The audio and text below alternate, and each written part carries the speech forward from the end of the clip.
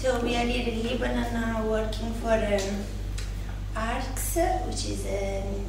Italian NGO who has a long tradition of associative work in Italy itself,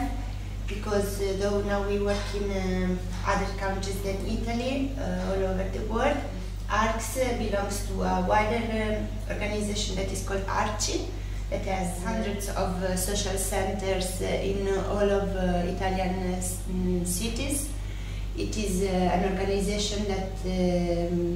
focuses on social work and particularly tries to bring cultural initiatives and events and also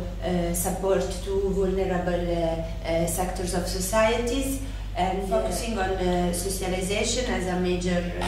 contribution to improving the living conditions of people, even in the most marginal areas, both in Italy and elsewhere. In Lebanon, we are working in different areas of the country, and our main focus has always been on targeting youth and women. So there were several projects focusing on street children, or focusing on activities for youth in peripheral areas where lack of resources harms the opportunity to organize social events and cultural events. And relating to women, we are focusing on political participation in terms of activating the grassroots, at the grassroots women